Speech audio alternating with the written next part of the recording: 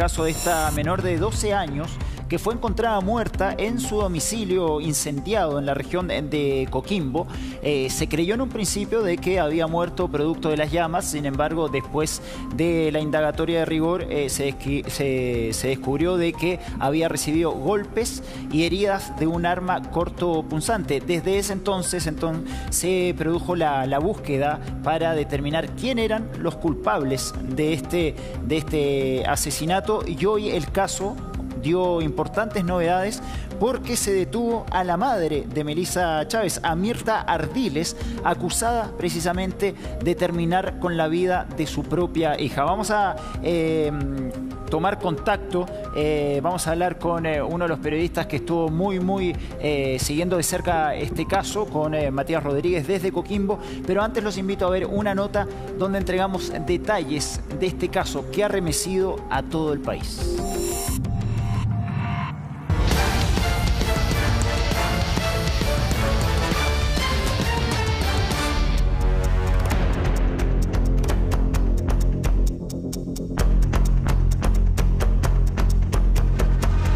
Estamos en condiciones de afirmar que en el fallecimiento de la menor hubo participación de terceros. ¿Quién fue capaz de hacer tanto daño a ella? A ella que era una niña de amor. Se han dicho muchas cosas de nosotros en este momento estamos en el ojo del huracán, pero nosotros tenemos el consuelo de que la verdad va a salir a la luz.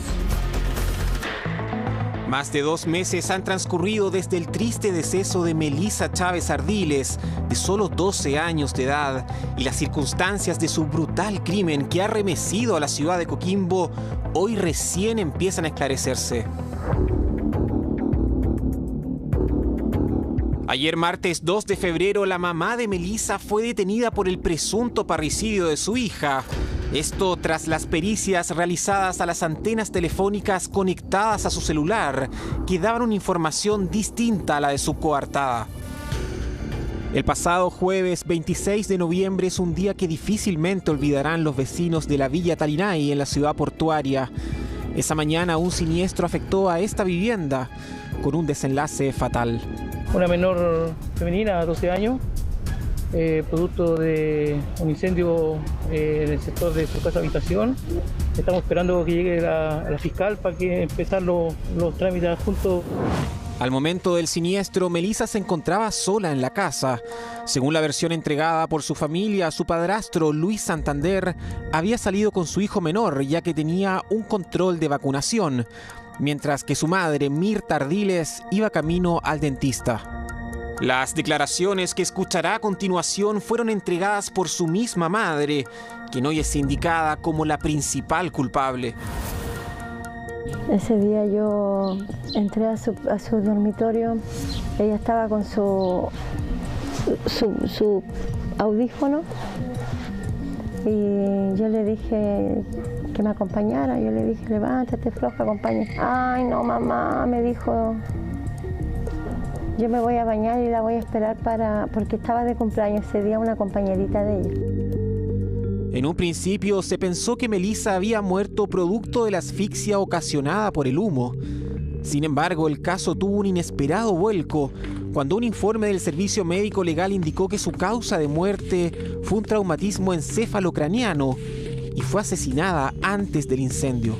Se han realizado diversas pericias, tanto en el sitio del suceso por personal de la Brigada de Homicidios y del Laboratorio de Criminalística, como posteriormente por el Servicio Médico Legal.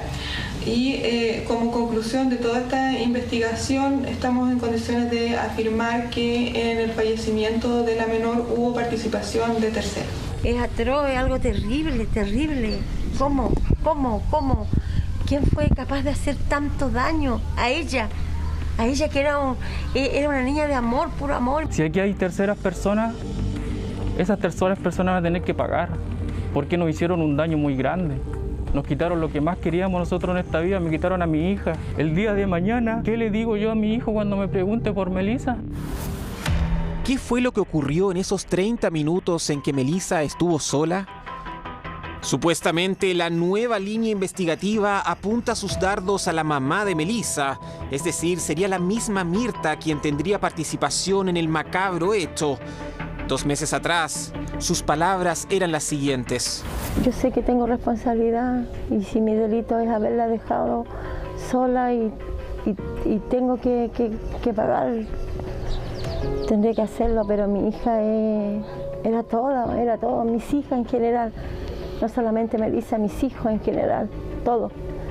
Tengo 5 hijos y para mí son todo, son toda mi vida. Se han dicho muchas cosas de nosotros en este momento estamos en el ojo del huracán, pero nosotros tenemos el consuelo de que la verdad va a salir a la luz. Eso es lo que tenemos nosotros estamos diciendo la verdad.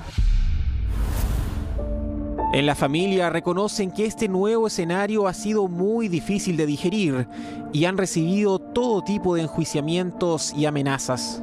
Buscamos la verdad de todo esto, pero también está el juicio público, donde a nosotros se nos ha estigmatizado que mi hermana ya es la culpable, que es la asesina. No han comparado con el caso Rojas con el caso de Ámbar. En los últimos días, Danitza Ardiles ha asumido la vocería de la familia. Ella descarta de plano que su hermana Mirta esté involucrada en la muerte de su sobrina. Imagínate que yo pensara que mi hermana, a quien yo conozco de toda una vida, fuese capaz de hacer algo así, de monstruoso. Imagínate tú si yo hubiese visto que ella le hacía daño, que las golpeaba o las castigaba. No sé, pues como yo como tía, siendo mamá, también voy a permitir eso. Nunca en la vida. ¿Cuál sería el móvil de este crimen? ¿Será que realmente estamos frente a un nuevo parricidio? ¿Está Mirta Ardiles involucrada en la muerte de su propia hija? Estamos presentando Contigo en Directo. ¿Quién fue capaz de hacer tanto daño? Decía Mirta Ardiles, la madre de Melissa Chávez, a quien hoy se la acusa de estar tras el crimen de su propia hija. Una historia que no nos deja de sorprender. Es inaudito que esta misma mujer que usted ve en pantalla, hace meses atrás, dio declaraciones buscando explicaciones, buscando a los culpables, y hoy es la principal sospechosa de la muerte de su propia hija. Podemos ver imágenes en vivo porque a esta hora está comenzando la formalización de Mirta Ardiles en el Ministerio Público. Está empezando ahora mismo, escuchemos un poco. Domicilio y forma de notificación ya registrados en este tribunal. Perfecto. Comparece por la Defensoría de la Niñez, también como parte del querellante. Sí, buenas tardes, doña Patricia. Comparece Patricia Muñoz García, defensora de la niñez, con domicilio y forma de notificación ya registrado en el tribunal. Por la defensa privada, abogado. Buenas tardes, magistrado. Nicolás Páez Cuevas, defensor particular, con patrocinio y poder ya conferido en esta causa. Muy buenas tardes. Comparece en la sala del tribunal detenida doña Mirta. Por efectos del registro, sus nombres y apellidos. Mirta. Por la identidad. Bueno, ahí estaba la presentación de rigor en esta formalización de cargos a Mirta Ardiles, la mujer acusada de terminar con la vida de su propia hija. Pancho, ¿qué antecedentes más tienes acerca de este caso? Este es un caso verdaderamente macabro, Roberto. Bueno, nos pasó hace un tiempo atrás con el caso de Ámbar, que uno dice, bueno, ojalá que estas cosas no vuelvan a ocurrir, y vuelven a ocurrir. Las tenemos que volver a informar. Tenemos que volver a decir cómo una madre es la principal, por ahora la principal sospechosa de haber matado a su hija de 12 años en acuerdo con el padrastro, muy similar a lo que ocurre con Ámbar.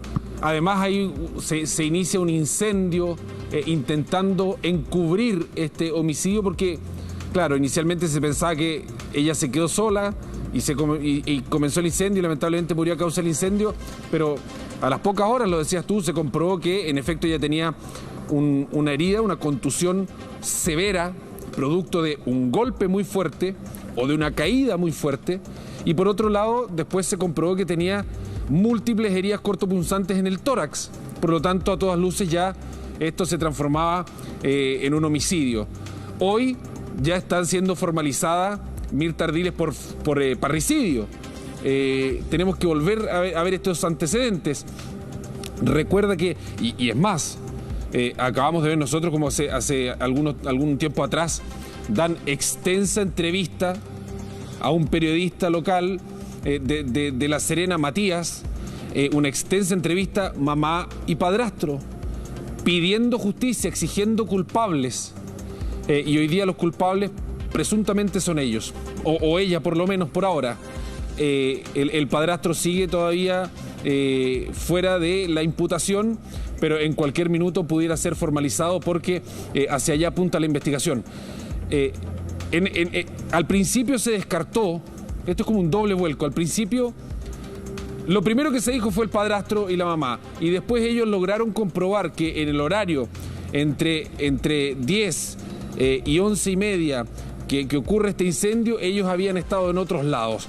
El padrastro con el hermano precisamente de Melissa en el colegio, porque estaban con el tema de unos calendarios de vacunación. Se habló con la directora del colegio, efectivamente estuvieron ahí. Claro. Y su mamá en un centro dental, y luego en un cajero que pasa a sacar plata, y se habló con el centro dental y se vio el tema del cajero, efectivamente estuvo ahí. Pero ¿qué era lo clave acá? La data de muerte, por un lado.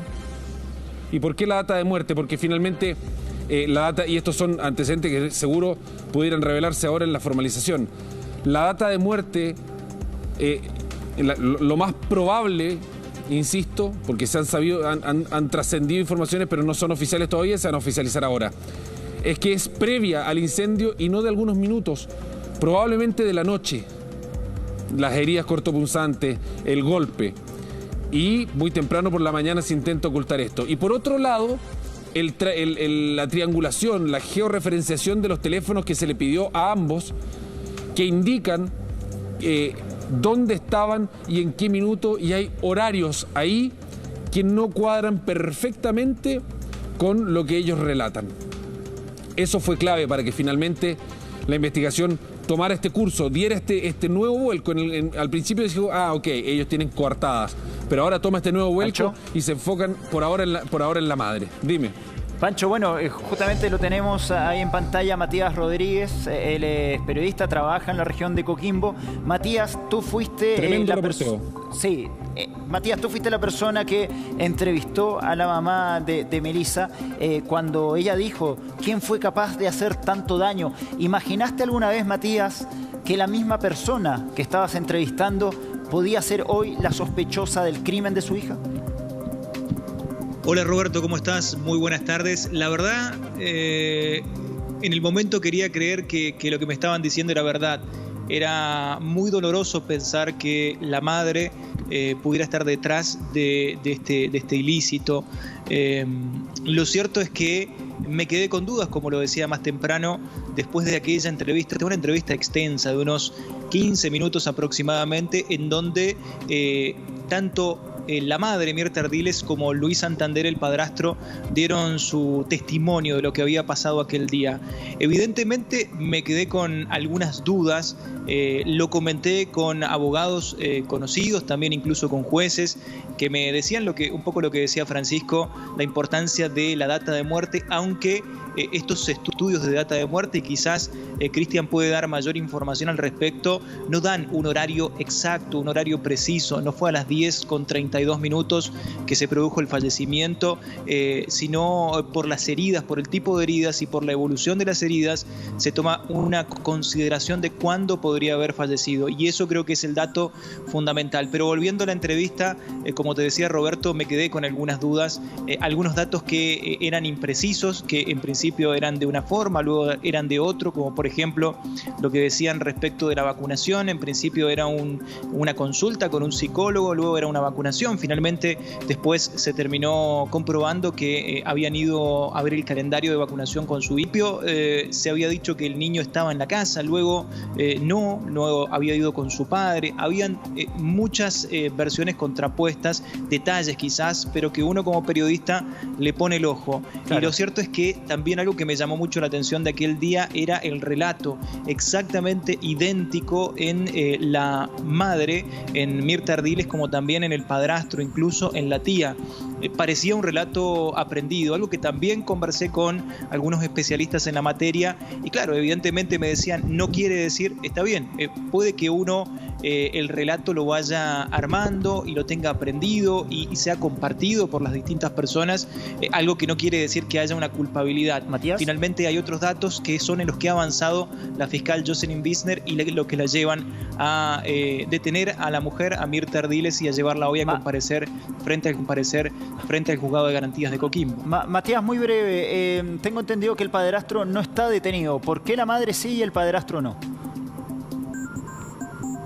El padrastro no está detenido, imagino yo, y esto lo vamos a conocer ahora en este control de detención, que no existen los antecedentes aún necesarios para que esta persona sea formalizada o sea imputada formalmente, para decirlo correctamente. Claro. No tenemos todavía mayor información de qué es lo que dice aquella carpeta investigativa, algo que esperábamos conocerlo de primera mano a las 10:30 horas cuando estaba prevista este control de detención, y finalmente se postergó ya que el abogado particular pidió la carpeta investigativa y pidió algunas horas para poder hacer este control de detención que estamos viendo ahora, así que está en desarrollo, y seguramente en los próximos minutos conoceremos más cuáles son los motivos por los cuales uno sí, el caso de Mirta Ardiles, y otro no. Y al respecto, brevemente, Roberto, quiero mencionar, porque a ver, acá hay sensaciones que uno tiene y es quizás a veces puede ser incluso imprudente decir yo reaccionaría de esta manera, ¿por qué esta persona no reacciona así? Pero te doy una sensación de lo que me dejó aquella entrevista, y es que al padre lo vi devastado, al padrastro lo vi devastado, lo vi muy triste, muy dolido, incluso corporalmente hablando, y se ve incluso en algunas imágenes en donde Mirta es la que consola al padrastro.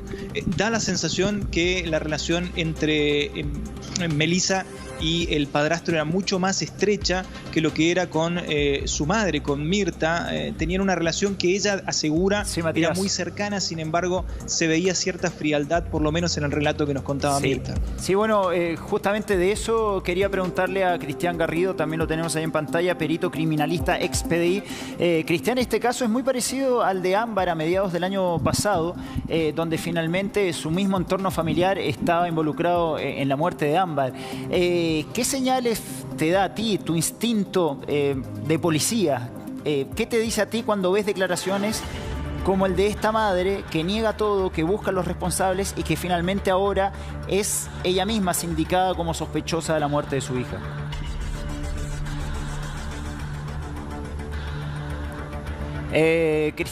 Cristian, me parece tu micrófono está silenciado. A ver ahí.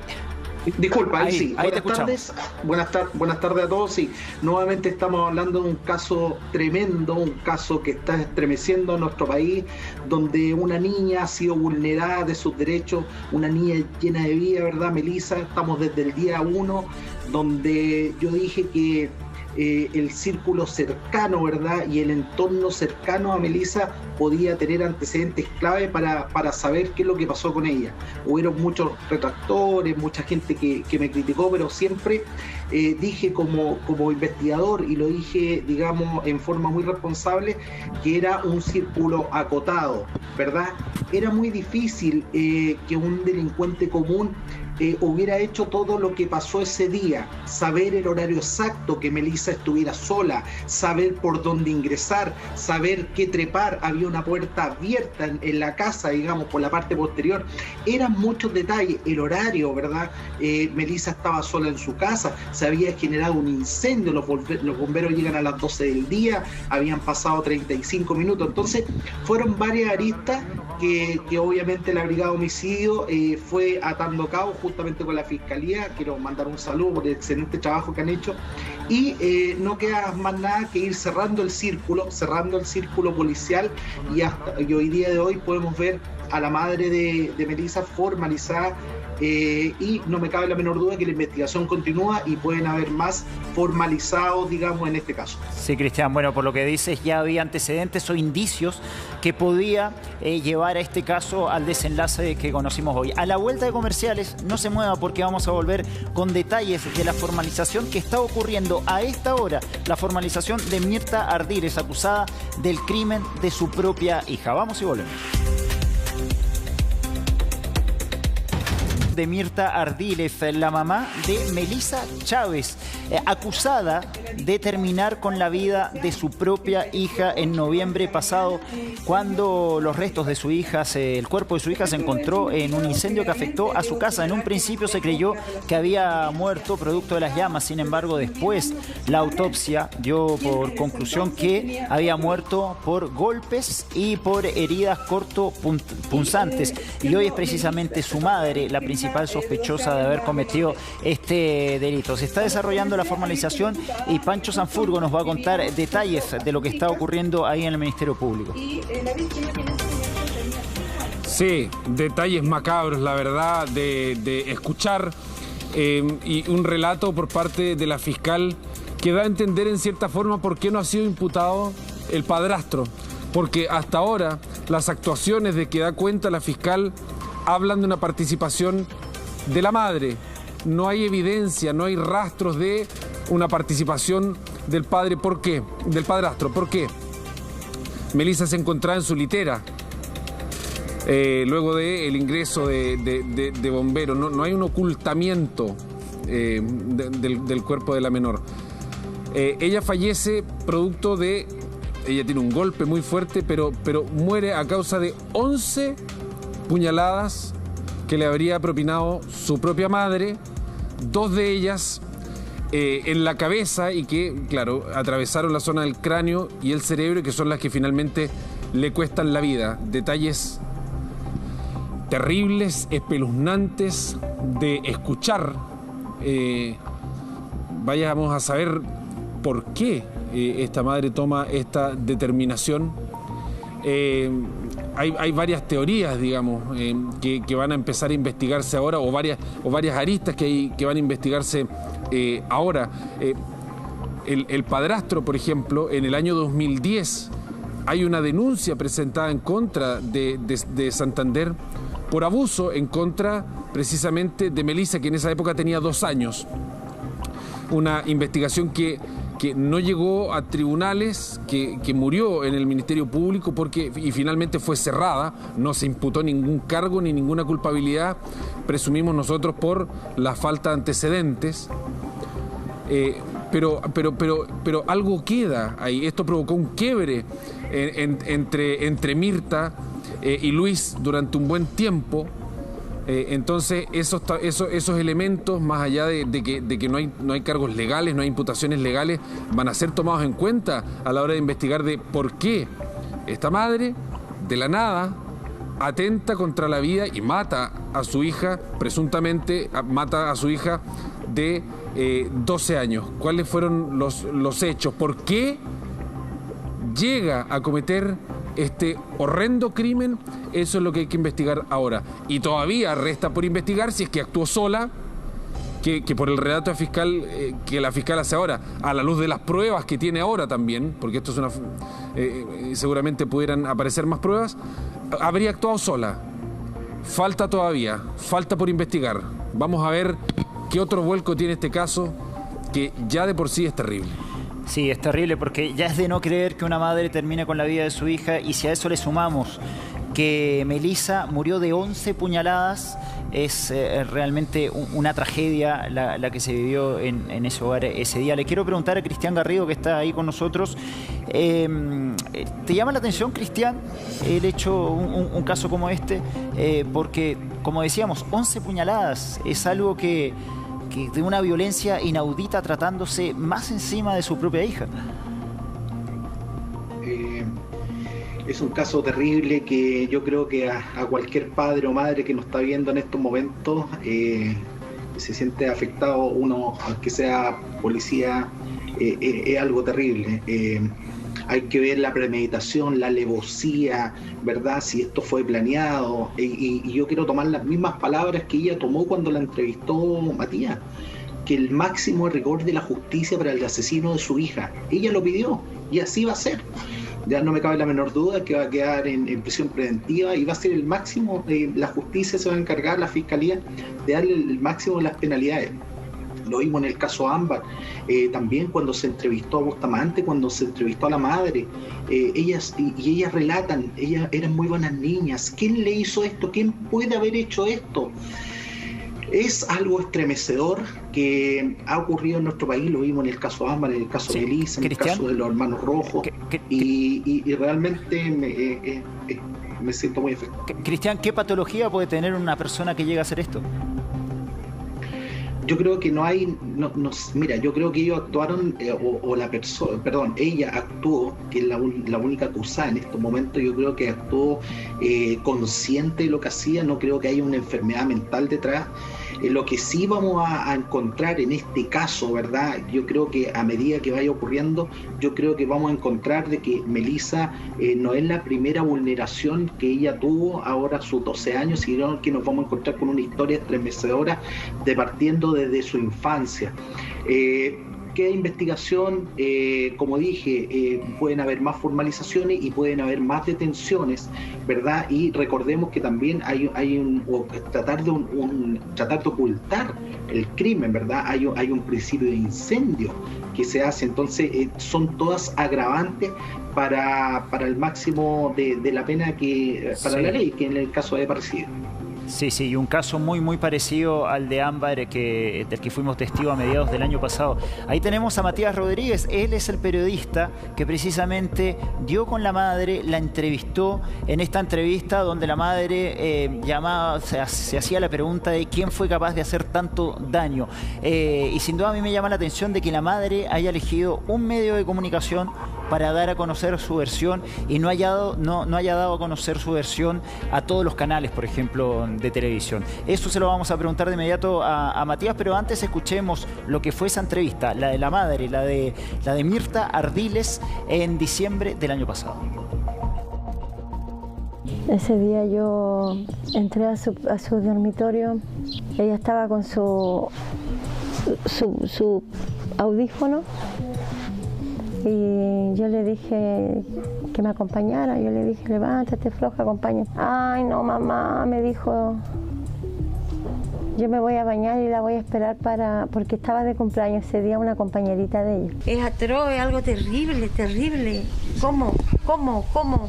¿Quién fue capaz de hacer tanto daño a ella? A ella que era una niña de amor, puro amor. Yo sé que tengo responsabilidad y si mi delito es haberla dejado sola y tengo que pagar, tendré que hacerlo, pero mi hija era todo, mis hijas en general, no solamente Melissa, mis hijos en general, todo. Tengo 5 hijos y para mí son todo, son toda mi vida. Cuánta frialdad de esa madre para dar esas declaraciones. Dice, yo sé que tengo responsabilidad y sí, ella dice que tal vez su delito fue haberla dejado sola. Matías, ¿cómo accedes a este testimonio? Porque tengo entendido que fuiste el único periodista en entrevistar a Mirta en diciembre del año pasado, ¿no? Así es, Roberto. Bueno, gracias a la producción, por supuesto, de Chilevisión también, pudimos dar con Danisa, que es la tía de Melissa, la hermana justamente de Mirta Ardiles, y ella coordinó finalmente esta entrevista. En principio estaban reacios en dar declaraciones a la prensa. Me decían ellos particularmente que no querían que esto se transformara en un show mediático. Sin embargo, cuando algunas hipótesis, sobre todo en redes sociales, apuntaban a la participación de los padres, fue que accedieron a dar esta entrevista que la hicimos en la parte alta de Coquimbo. Y acá hay un dato que en lo personal me quedó dando vueltas y creo que no es menor, porque los padres de Melissa decidieron, la madre y el padrastro, decidieron cambiarse de vivienda, se fueron a vivir a la Villa Talinay, una zona mucho más linda, más segura, obviamente, de lo que era su vivienda allí en la parte alta, pero también hay que decir que en esta vivienda donde vivían en la parte alta de Coquimbo, estaban bastante rodeados, estaban llenos de familia y sobre todo familia del padrastro de Luis Santander. Al lado de esta casa en donde nosotros tomamos la entrevista, vivían varias tías de Melissa, de manera que ella estaba mucho más cobijada, si se quiere, de familia, algo que no ocurrió cuando ellos se fueron a la Villa Taninay, en donde estaba más sola. Otro dato tiene que ver con la llegada de Luis Santander el día previo al incendio y posterior fallecimiento de Melissa Chávez. Él trabajaba lejos y hacía turnos de 15 por 15, y lo cierto es que había llegado el día anterior apenas. Uno puede pensar quizás que hubo alguna, entendiendo la hipótesis de la fiscal, que pudo haber algún altercado al interior de la casa que podría haber derivado en esta circunstancia. Son todas preguntas, la verdad, sí, que Matías, nos quedan después de ir conociendo cada vez más, y la verdad es que ha tenido muchos vuelcos este caso. Sí, Matías, y felicitarte también por el enorme trabajo que hiciste para conseguir estas declaraciones que hoy son muy importantes. Pancho, ¿tienes una pregunta? Sí, yo sé que tenemos que ir a una pausa comercial, pero quiero antes dejar planteado a Cristian Garrido, que conversamos hoy día durante la tarde, pero quiero dejártelo planteado también. Cristian, buenas tardes. Aquí hay varios elementos que apuntan a una tesis poderosa que quizá la Fiscalía lo va a tener que indagar, pero cuando vemos la entrevista a Mirta y a Luis Santander, quien estaba más afectado, quien estaba duramente golpeado era precisamente Santander. La relación de Melissa era mucho mejor con Luis Santander. Hay el antecedente de que cuando tenía 2 años hubo una denuncia por abuso. Y por otro lado, la madre es mucho más fría y es la principal responsable. Y hay 11 puñaladas, lo que habla de que es patente muchas veces en casos de ensañamiento por crímenes pasionales. ¿Son los celos quizá uno de las tesis o el motivo que pueda existir para este crimen? Se lo dejo planteado a Cristian Garrido y lo conversamos. Así es, Pancho. Vamos a una pausa y volvemos.